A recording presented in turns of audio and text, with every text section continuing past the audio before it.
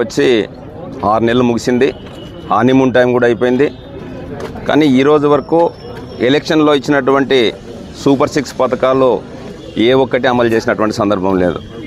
కనీసం ముసలి వాళ్ళకి ఇస్తున్నటువంటి పెన్షన్లు కూడా కలెక్టర్లను బాధ్యులను చేసి చంద్రబాబు నాయుడు గారు ఈరోజు ఏరేసే కార్యక్రమం. అర్హత ఉన్నటువంటి వాళ్ళని రాజశేఖర రెడ్డి ఉన్నప్పుడు 75 రూపాయల నుంచి వచ్చినటువంటి పెన్షన్స్ను కూడా ఈరోజు తొలగించే కార్యక్రమం నిర్విరామంగా గ్రామాల్లో చేస్తున్నారు. ఇచ్చినటువంటి హామీలు అమలు చేయలే. ఈరోజు రైతన్న వంతు వచ్చింది. చదువుకున్న పిల్లలకు డబ్బులు ఇవ్వలేదు. ఎంతమంది ఉంటే ఎంతమంది ఇస్తామన్నారు, వాళ్ళకి ఇవ్వలేదు. అదేవిధంగా అమ్మఒడి కింద ఇస్తామన్నారు, వాళ్ళకి ఇవ్వలేదు. నిరుద్యోగ వృత్తి ఇస్తామన్నారు, అది ఇవ్వలేదు. రైతన్న నట్టేట ముంచినటువంటి ప్రభుత్వం ఈ కూటమి ప్రభుత్వం అని చెప్పి ఈ సందర్భంగా తెలియదు. అందుకోసం అధికారంలో ఉన్న అధికారంలో లేకపోయినా రైతన్నకు మద్దతుగా ఉండాలి, ఈ రాష్ట్రంలో ఉన్నటువంటి ప్రజలకు మద్దతుగా ఉండాలని చెప్పి మా నాయకుడు జగన్మోహన్ రెడ్డి గారు రైతుకు మద్దతుగా పోరుబాటు పెట్టారు. ఈరోజు రాష్ట్ర వ్యాప్తంగా జరిగినటువంటి కార్యక్రమంలో భాగంగా అనంతపురం జిల్లాలో పెద్ద ఎత్తున ఊహించినంత దాదాపు మేము ఒక 1000 మంది అనుకుంటే దాదాపు 3-4 వేల మంది వచ్చి రైతన్నలు, వైఎస్ఆర్సీపీ పార్టీ కార్యకర్తలు స్వచ్ఛందంగా తరలి వచ్చి ఈరోజు ఈ కార్యక్రమాన్ని విజయవంతం చేసి ప్రభుత్వం పైన నిరసన వ్యక్తం చేయడం జరిగింది. ఈ పెద్ద ఎత్తున ఈ కార్యక్రమంలో ఈ అనంతపురం జిల్లాలో 14 మంది ఎమ్మెల్యేలు ఉన్నారు, 2 ఎంపీలు ఉన్నారు, 3 మంత్రులు ఉన్నారు. రైతుల గోడు పట్టదా అని చెప్పి నేను వైసీపీ పార్టీ తరఫున అడుగుతున్నా.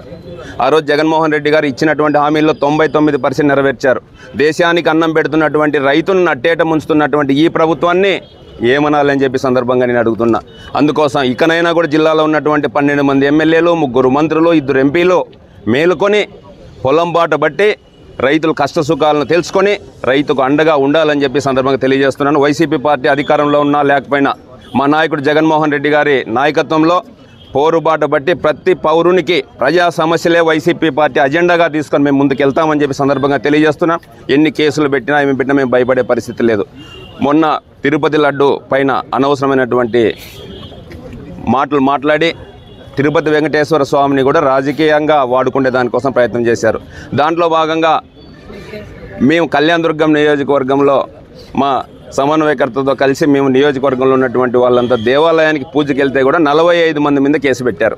ఎన్ని కేసులు పెట్టినా ఏమి చేసినా మేము పోరాటం ప్రజల తరపున ఆపేది లేదు. మరి జగన్మోహన్ రెడ్డి గారిని ముఖ్యమంత్రిని చేసి ఈ రాష్ట్రం సుభిక్షంగా ఉండే విధంగా అన్ని వర్గాలను ఆదుకునే దాంట్లో భాగంగా మేము పోరాటం చేస్తాం జగన్మోహన్ రెడ్డి నాయకత్వంలో సందర్భంగా తెలియజేస్తున్నాం.